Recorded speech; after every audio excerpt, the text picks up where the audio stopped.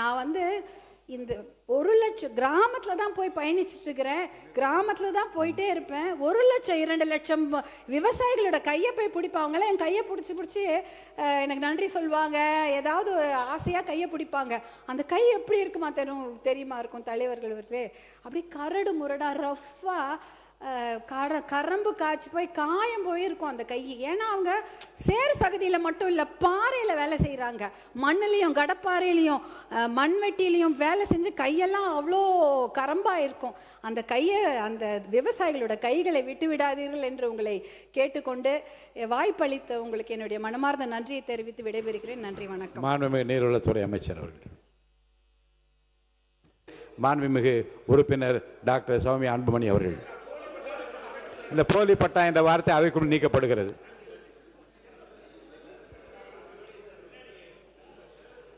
மாண்புமிகு பேரவைத் தலைவர் அவர்களுக்கும், மாண்புமிகு சட்டமன்ற உறுப்பினர்கள் அனைவருக்கும், மாண்புமிகு முதலமைச்சர் அவர்களுக்கும் வணக்கத்தை தெரிவித்துக் கொள்கின்றேன். 2026-2027 ஆண்டின் திருத்திய நிதிநிலை அறிக்கையில் மற்றும் வேளாண் பட்ஜெட், வேளாண் அறிக்கையிலும் நிதிநிலை அறிக்கையில் பேச வாய்ப்பளித்தமைக்கு பாட்டாளி மக்கள் கட்சி சார்பாக நன்றியை தெரிவித்துக் கொள்கின்றேன். முதற்கண் சேவை உரிமை சட்டம் அதை நிறைவேற்ற அந்த நிறைவேற்றக்கூடிய அந்த அறிவிப்புக்கு மனமார்ந்த வாழ்த்துக்களை தெரிவித்துக் கொள்கின்றேன். இந்த கோரிக்கையை தான் பாட்டாளி மக்கள் கட்சி 13 வருடங்களாக தொடர்ந்து குரல் கொடுத்து கொண்டிருக்கிறது. 21 மாநிலங்களில் இந்த சேவை உரிமை சட்டம் அமலில் இருக்கிறது. இந்த சேவை உரிமை சட்டம் வந்ததுன்னா பர்த் சர்டிஃபிகேட்டு, டெத் சர்டிஃபிகேட்டு, பட்டா, இந்த இபி, ரேஷன் கார்டு போன்றவையெல்லாம் எளிதில் மக்களுக்கு போய் சேரும். அதற்கு மனமார்ந்த வாழ்த்துக்களை தெரிவித்துக் கொள்கின்றோம். அதே போல இயற்கை விஞ்ஞானி பெரியவர் நம்மாழ்வார் அவர்கள் பெயரிலும், சேவை செம்மல் அஞ்சலை அம்மாள் அவர்கள் பெயரிலும் விருதுகள் வழங்கி கௌரவிப்பதை மனமார்ந்த வாழ்த்துக்களோடு வரவேற்கின்றோம். இயற்கை விஞ்ஞானி நம்மாழ்வார் பெயரில் இயற்கை வேளாண் பட்டய படிப்பு, டிப்ளமா படிப்பு சொல்லிக் கொடுக்கும் பல்கலைக்கழகத்திற்கு அவர் பெயர் அமைக்கப்படுவதாக அறிவித்திருப்பது மிகுந்த மகிழ்ச்சியை தருகிறது. மகளிர் விவசாயிகளுக்கு அவர்களை ஊக்குவிக்கும் விதமாக பல நல்ல திட்டங்களை அறிவித்திருக்கிறீர்கள். அதற்கும் வாழ்த்துக்களை தெரிவித்துக் கொண்டிருக்கிறோம்.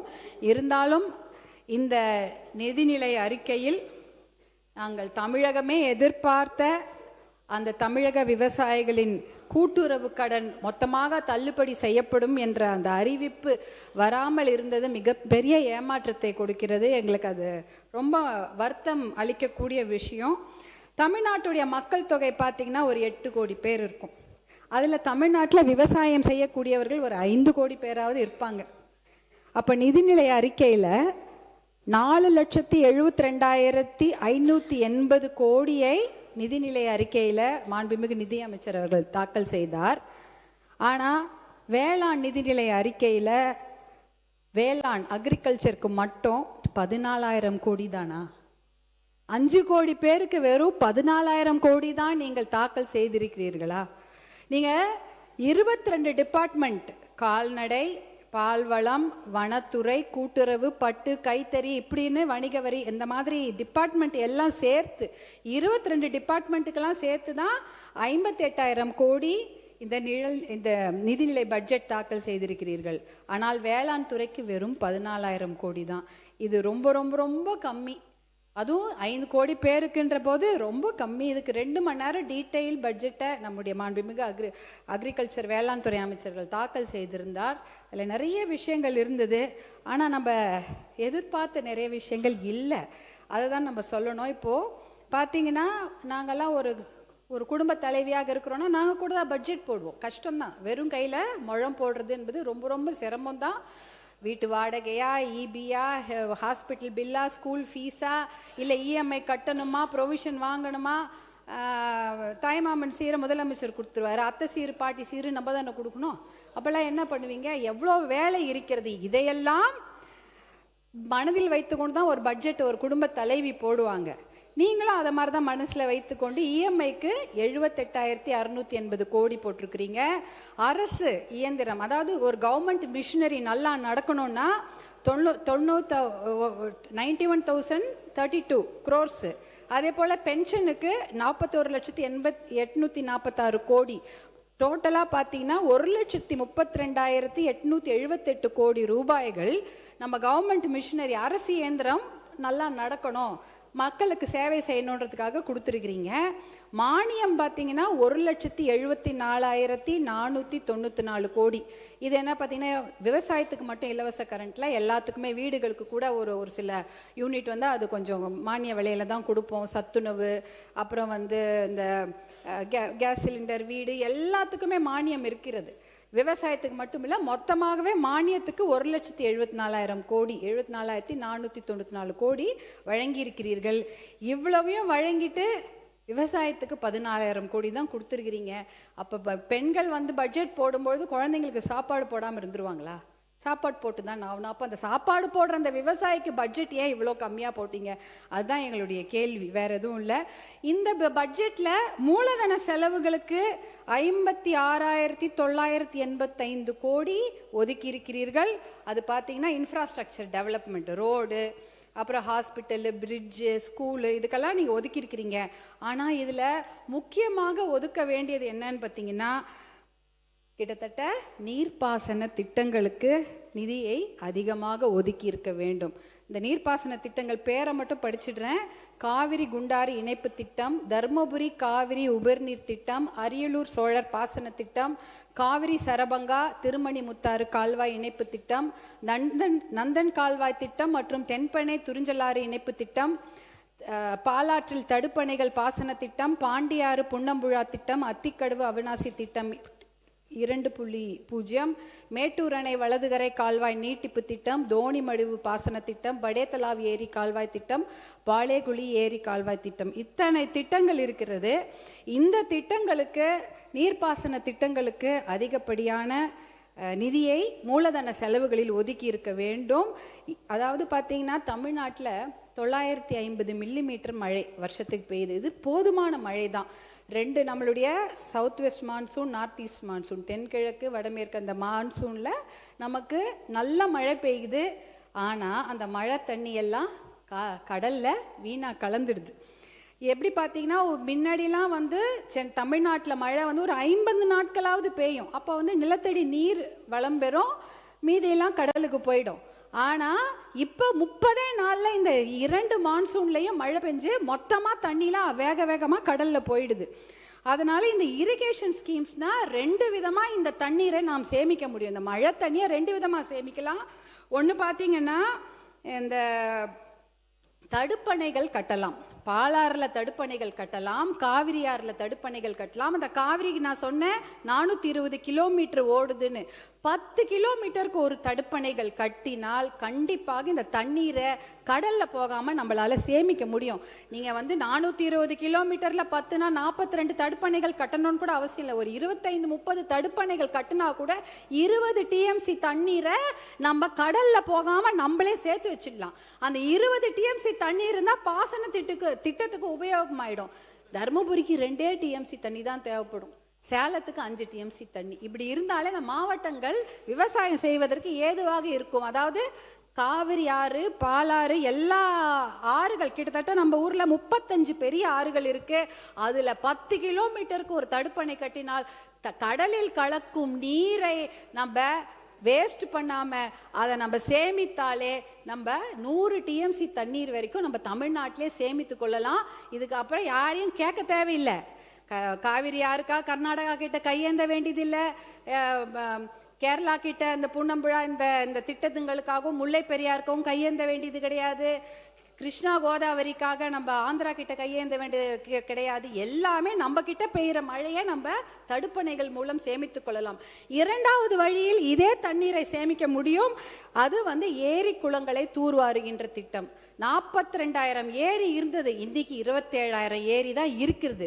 அந்த 27,000 ஏரிகளை தூர்வாரினாலே இதுலையும் கிட்டத்தட்ட 100-150 டிஎம்சி தண்ணீரை தேக்கி வைக்க முடியும். இதுல அது கூட 10 அடி 20 அடி ஆழெல்லாம் தூர்வார தேவையில்லை.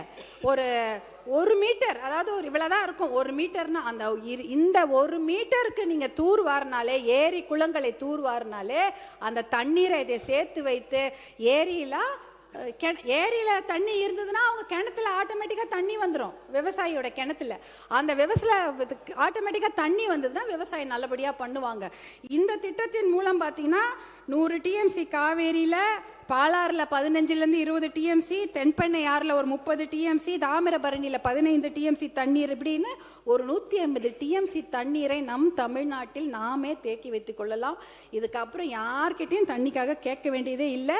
கிரவுண்ட் ரீசார்ஜ் ஆகிடும், ஏரி குளங்களில் தண்ணி இருக்கும். ஆனால் இந்த திட்டங்கள் அந்த வேளாண் பட்ஜெட்டில் இருக்கும் என்று நான் எதிர்பார்த்தேன். அந்த திட்டங்களுக்கான நிதி ஒதுக்கீடு ரொம்ப ரொம்ப கம்மியாக இருந்தது. அதை 1% தான் செய்ய முடியும். இந்த திட்டங்களில் நிதி ஒதுக்கீடு பண்ணி தான் 1% தான் அந்த நிதி ஒதுக்கீடுக்கு அந்த வேலைகளை செய்ய முடியும். அதே சமயம் இந்த சமயம் பார்த்தீங்கன்னா கிரவுண்டு ரீசார்ஜும் ஆகாது. ஏரி பாசனம் இல்லை, ஆற்று பாசனம் இல்லை, மழை தண்ணியும் வேகமாக கடலில் போயிடுது. எதை வச்சு விவசாயிகள் விவசாயம் செய்வாங்க? அவங்க நிலத்தடி நீரை நம்பித்தான் இருக்கிறார்கள். நிலத்தடி நீர் இப்போ எங்கே போயிடுச்சு? கிட்டத்தட்ட 100 அடி 200 அடி 800 அடிலாம் சில ஊரில் நிலத்தடி நீர் கீழே போயிடுச்சு. அவ்வளோ பெரிய பைப்பு போட்டால் தான் நிலத்தடி நீரை உறிஞ்சி எடுத்து அவங்க பாசனம் செய்ய முடியும். அதுக்காக தான் விவசாயிகள் இலவச மின்சார திட்டத்துக்கு பதிவு பண்ணியிருக்கிறாங்க. கிட்டத்தட்ட 2 லட்சம் பேர் இலவச மின்சார திட்டத்துக்கு பதிவு பண்ணியிருக்கிறாங்க. அதே சமயம் தட்கல் முறையில் கிட்டத்தட்ட 65,000 பேர் பதிவு பண்ணியிருக்கிறாங்க. பார்த்தீங்கன்னா 5 ஹார்ஸ் பவர்லேருந்து 15 ஹார்ஸ் பவருக்கு 2 லட்சத்துலேருந்து 4 லட்சம் ரூபாய் வரைக்கும் அவங்க முன்பணமாக எலக்ட்ரிசிட்டி போர்டுக்கு செலுத்தி இருக்கிறாங்க. மின்சார வாரியத்துக்கு ஒரு 1,500 கோடி ரூபாயை கடன் வாங்கி காலில் இருக்க கொலுசெல்லாம் விற்று, காதில் இருக்கிற கம்மலெல்லாம் விற்று 2 லட்சம் 4 லட்சம் கட்டியிருக்கிறாங்க. இன்னும் அந்த இலவச மின்சார திட்டம் அவர்களுக்கு வழங்கப்படவில்லை. தேர்தல் வந்துருச்சு, அதனால வழங்கவில்லைன்னு சொன்னாங்க. தேர்தல் முடிஞ்சு 2 மாதம் ஆயிடுச்சு. கண்டிப்பாக அந்த இலவச மின்சார திட்டத்தை பதிவு செய்த அந்த விவசாயிகளுக்கு வழங்குமாறு உங்களை அன்போடு கேட்டுக்கொள்கின்றேன். அதே சமயம் பார்த்தீங்கன்னா நிறைய மானியங்களை அறிவித்திருக்கிறீர்கள், நான் பார்த்தேன். ஆனால் இந்த மானியங்கள்லாம் பார்த்தீங்கன்னா 1 ஏக்கர் 2 ஏக்கர் விவசாயிகளுக்கு தெரியவே தெரியாது. ஒரு 20-30 ஏக்கர் வைத்திருக்கிற விவசாயிகள் தான் இந்த மானியத்தை பற்றி நன்றாக தெரியும். அவங்க தான் ஒரு 2 வீலர் எடுத்துக்கிட்டு, பைக் எடுத்துக்கிட்டு அவங்க நகர்ப்புறத்துக்கு போயிட்டு VAO BDO எல்லாரையும் போய் பார்த்து அந்த மானியத்தெல்லாம் வாங்கிட்டு வருவாங்க. ஆனால் இந்த 1 ஏக்கர் 2 ஏக்கர் எங்கேயோ குக்கிராமத்திலே மலைப்பகுதியில் உட்காந்துருப்பாங்க. அவங்களுக்கு இந்த மானியத்தை பற்றி தெரிய வாய்ப்பே இல்லை. யாரும் போய் அவங்களுக்கு எடுத்து சொல்லவும் மாட்டாங்க. அவங்க ஒரு பஸ் எடுத்துகிட்டு போயிட்டு அதை பற்றி தெரிஞ்சுக்கவும் மாட்டாங்க. ஏன்னா அந்த ஊருக்கெல்லாம் ஒரு பஸ் தான் வரும் காலையில். அவன் ஒரு வாட்டி அந்த விவசாயம் அந்த பஸ் ஏறி போயிட்டு திருப்பி அவங்க 2 நாள் உழைப்பு வீணாயிடும். அந்த ஊருக்கெல்லாம் எனக்கு தெரிஞ்சு 108 ஆம்புலன்ஸாக எப்போ கூப்பிட்டாலும் வரும். அதுவும் மருத்துவர் அன்புமணி அவர்கள் கொண்டு வந்த திட்டம் தான். இல்லைன்னா பஸ்ஸே கிடையாது, பாதி ஊருக்கு பஸ் வர்றது கிடையாது. நாங்கள் இந்த அக்ரிகல்ச்சர் பட்ஜெட் போடும்பொழுது ஒரு கூட்டத்தை நம்முடைய அரசாங்கம் கூட்டியிருந்தார்கள். 3 மாண்புமிகு அமைச்சர்கள் அங்கே உட்கார்ந்துருந்தாங்க. எங்களை போன்ற சட்டமன்ற உறுப்பினர்களும் பாராளுமன்ற உறுப்பினர்களும் அங்கே உட்காந்து சேலத்தில் ஒரு கூட்டம் போட்டாங்க. அக்ரிகல்ச்சர் பட்ஜெட் போடுவதற்கு முன்னாடி ஒரு கலந்தாய்வு கூட்டம். எத்தனையோ விவசாயிகள் கலந்து கொண்டார்கள். அங்கே விவசாயிகள் நிறைய குறைகளை சொன்னாங்க. அவங்க யாருமே அரசியல்வாதிகளாக எங்களை பற்றி எந்த குறையுமே சொல்லலை. அரசு அதிகாரிகளே தான் அவர்கள் குறை சொன்னார்கள். ஏன்னா அந்த மானியம்லாம் அவங்களுக்கு ஒழுங்கா போய் சேரதே இல்லை என்ற குறையை அவங்க அரசு அதிகாரிகள் பேர் தான் அவங்க சொல்லிட்டு இருந்தாங்க. அதெல்லாம் நாம் களைய வேண்டும். ஏன்னா அந்த மானியங்கள்ல இருக்கக்கூடிய அந்த பணம் அவர்களுக்கு நல்லபடியாக போய் ரீச் ஆகுதா, சேருதா என்பதை நாம் கண்டிப்பாக அதை நம்ம பார்க்க வேண்டும். பேரவைத் தலைவர் அவர்களே, என்ன பேரவைத் தலைவர்களே, எனக்கு கொஞ்சம் 12 நிமிஷம் கொடுத்துருங்க. இல்லை, நீங்கள் சொல்ல கருத்துக்கள் எல்லாம் கவனத்தில் கொள்ள வேண்டிய கருத்துக்கள், ஆனால் சுருக்கமாக முடிக்கிறீங்க. அப்போ இப்போ இதுதான் விவசாயத்துக்கு நாம் கொடுக்க வேண்டிய முக்கியத்துவம். அதற்கு ஒரு முதல் மரியாதை கொடுத்து பட்ஜெட் போட வேண்டும் என்று அன்போடு கேட்டுக்கொள்கின்றேன். அடுத்தது விவசாயம் எவ்வளோ முக்கியமோ அதே போல் மனித வளம் ரொம்ப ரொம்ப முக்கியம். தமிழ்நாட்டை பொறுத்தவரை வேலை வாய்ப்புக்கான அறிவிப்புகள் நிறைய இருக்கும் என்று எதிர்பார்த்தோம். இப்போ பார்த்தீங்கன்னா அண்ணல் அம்பேத்கர், அப்புறம் தந்தை பெரியார், சமூக நீதி போராளி மருத்துவர் ஐயா போன்றவர்கள்லாம் எத்தனையோ போராட்டங்களை சந்தித்து ஜெயிலுக்கெல்லாம் போயிட்டு எத்தனையோ சமூக நீதியை பெற்றுக் கொடுத்தார்கள். அதனால் நிறைய பேர் நல்லா படிக்கிறாங்க. ஆனால் அவங்களுக்கெல்லாம் வேலை இல்லை. லட்சக்கணக்கான இளைஞர்கள் படித்து விட்டு வெளியில் வருகிறாங்க. அவங்கெல்லாம் எதிர்பார்ப்பது அரசு வேலை தான். அரசு வேலையில் பார்த்தீங்கன்னா TNPSC, TRB, அதாவது டீச்சர் ரெக்ரூட்மெண்ட் போர்டு இருக்குது, மெடிக்கல் ரெக்ரூட்மெண்ட் போர்டு இருக்குது, தமிழ்நாடு அரசு பணியாளர் தேர்வாணையம் இருக்கிறது, யூனிஃபார்ம்டு சர்வீஸ் எக்ஸாம் சீருடை பணியாளர் பணியாளர் தேர்வானம் இத்தனை இருக்கிறது. இந்த எக்ஸாம்லாம் எத்தனையோ பேர், ஒரு 3000 போஸ்ட்டுக்கு 30 லட்சம் பேர் எழுதுறாங்க.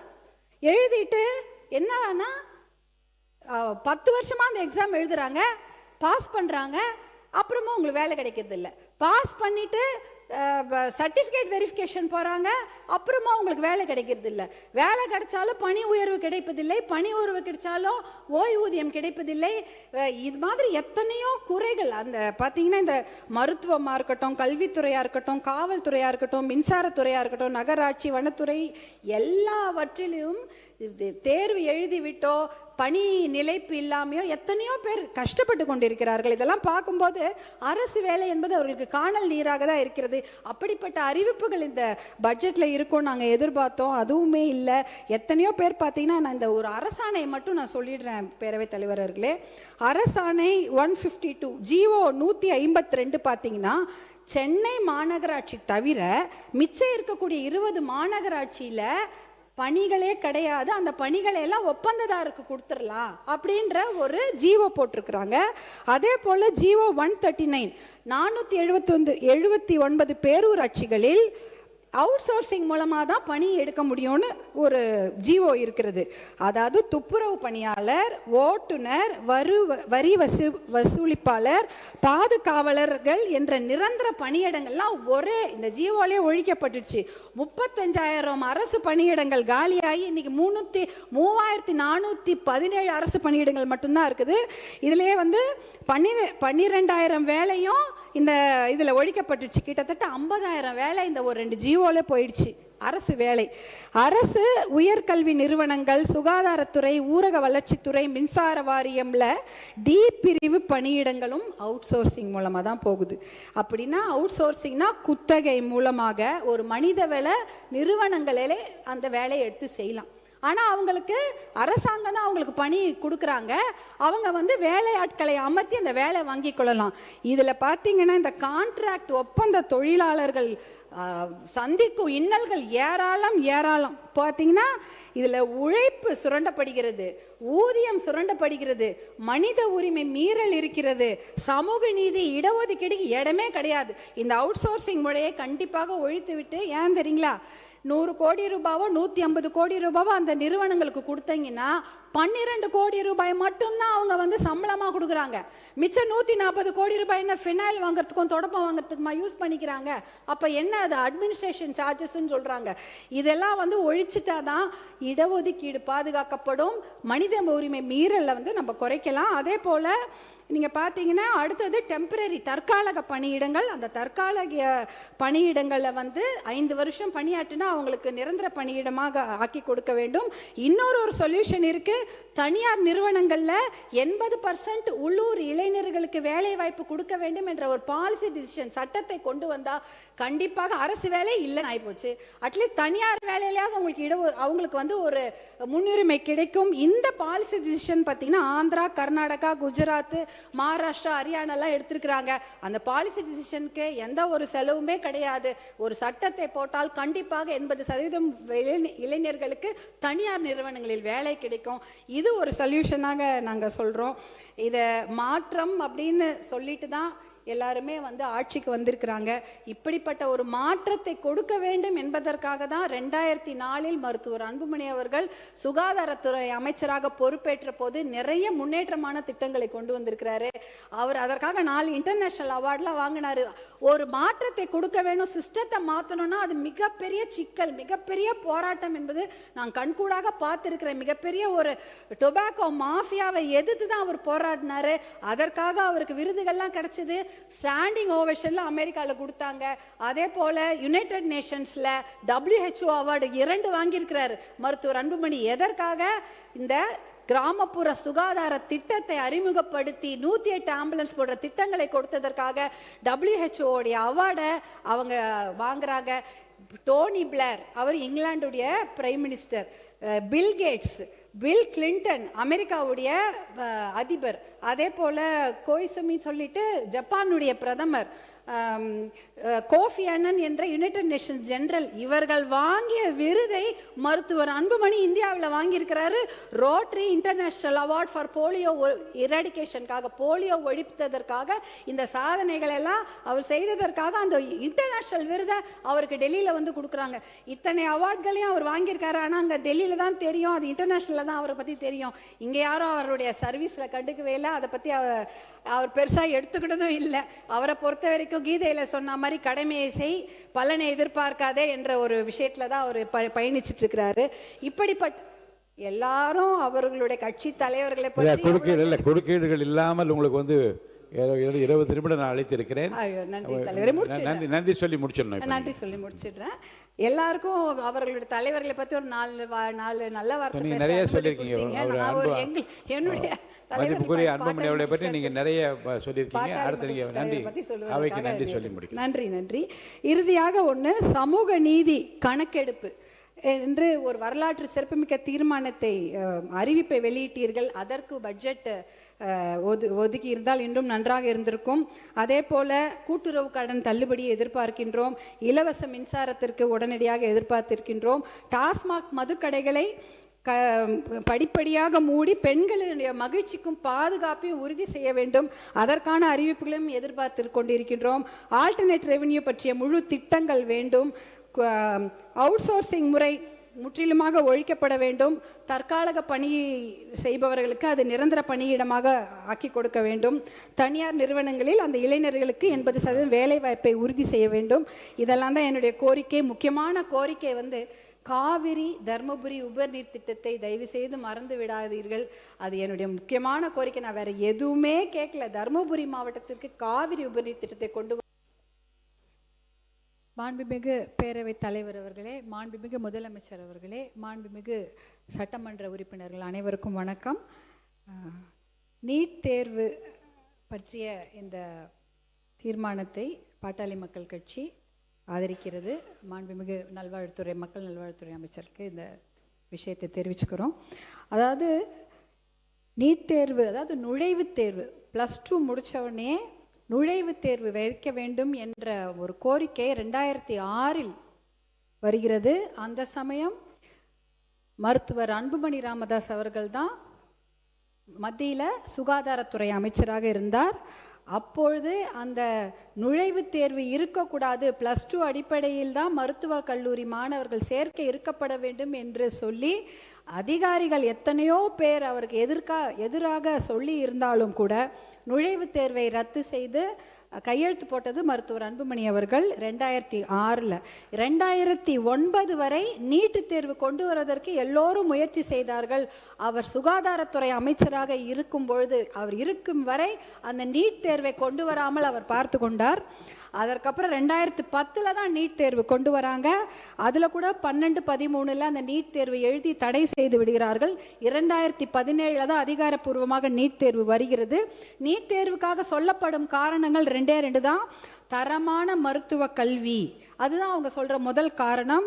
அடுத்தது மருத்துவ கல்வி வணிகமயமாக்க கூடாது, இதுதான் அவர்கள் சொல்லும் முதல் 2 காரணம். அப்படி பார்த்தீங்கன்னா வருஷத்துக்கு 23 லட்சம் பேர் நீட் தேர்வு எழுதுறாங்க. 1,40,000 தான் எம்பிபிஎஸ் சீட்டே இருக்குது. இதில் பார்த்தீங்கன்னா 720 மார்க் தான். ஆனால் 110 மார்க் எடுத்த ஒரு மாணவர், அதாவது 15% கூட கிடையாது, 110னா 15% தகுதி கூட இல்லை, 40% எடுத்தால் தான் பாஸ்ன்னு சொல்கிறோம். ஆனால் 15% மட்டும் 110 எடுத்த ஒரு மாணவருடைய தந்தை வசதியாக இருப்பதனால டீம்டு யூனிவர்சிட்டியில் சேர்ந்து 30 லட்சம் பணம் கட்டி படிச்சிடுறாங்க. ஆனால் 590 மார்க் எடுத்த ஒரு விவசாயியுடைய மகனோ மகளோ எம்பிபிஎஸ்ல இடம் கிடைக்காம வருஷத்துக்கு கவர்மெண்ட் சீட்டு, பிரைவேட் காலேஜில் கவர்மெண்ட் சீட்டோடைய விலை வந்து 5 லட்சம் தான். அந்த 5 லட்சம் கூட கட்ட முடியாமல் வேற படிப்பு எடுத்து படிக்கிறாங்க. அதே பார்த்தீங்கன்னா 50,000 ரேங்க், ஃபர்ஸ்ட் ரேங்க் செகண்ட் ரேங்க்னு சொல்கிறோம், 50,000 ரேங்க் எடுத்த ஒரு மாணவர் அவங்களால எம்பிபிஎஸ் படிக்க முடியல.